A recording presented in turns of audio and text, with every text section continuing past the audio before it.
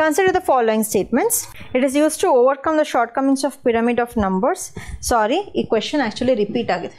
Okay, so ನಾನು ಈ question ಈ ಪೇಪರಲ್ಲೇ ಕೊಟ್ಟಿದ್ದೀನಿ ಅಂತ ಅಂದ್ಕೊಂಡಿದ್ದೀನಿ.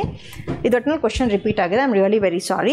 It is used in order to overcome the shortcomings of pyramid of numbers. Individuals in each topic level are weighed instead of being counted.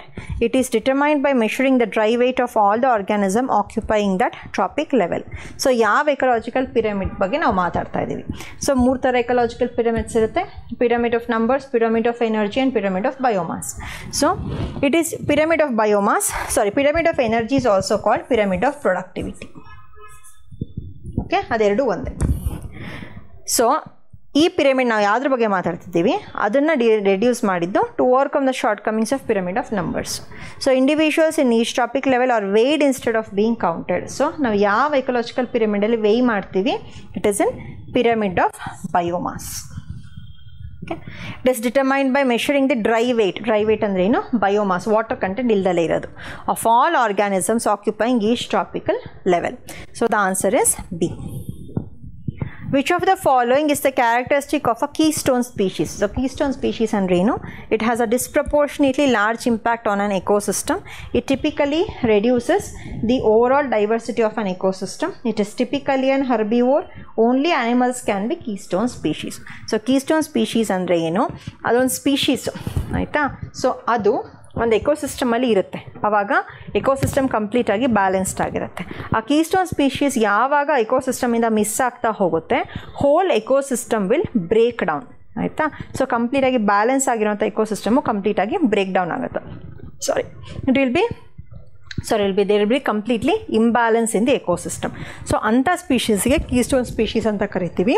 And it need not be an herbivore, it can also be a carnivore.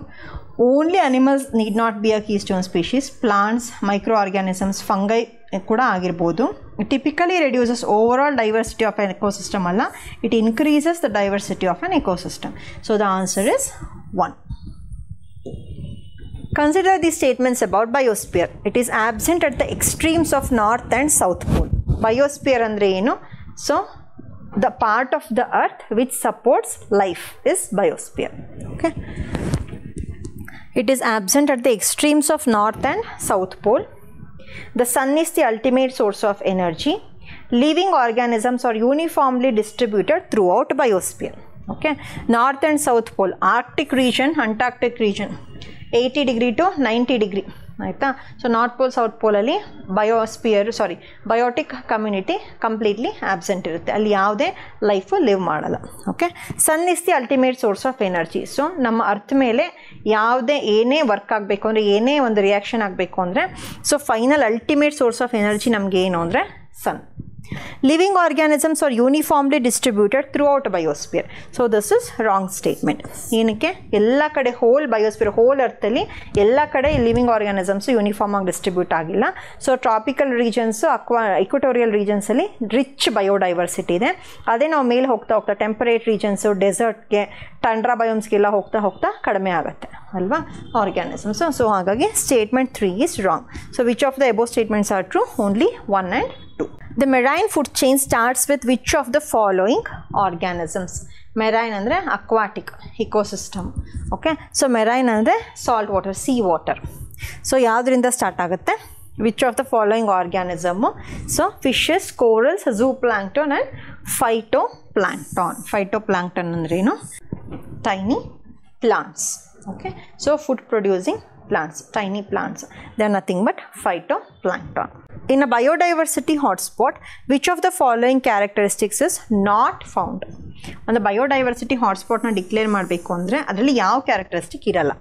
ಎಂಡೆಮಿಸಮ್, increased species loss, interspecies competition is low, species richness. So ಇದರಲ್ಲಿ ಯಾವುದಿರಲ್ಲ? ಎಂಡೆಮಿಸಮ್. So biodiversity ಹಾಟ್ಸ್ಪಾಟಿಗೆ main 2 characteristic ಇರಬೇಕು. ಒಂದು ಎಂಡೆಮಿಸಮ್ ಇರಬೇಕು, ಅಂದರೆ indigenous native species ಜಾಸ್ತಿ ಇರಬೇಕು.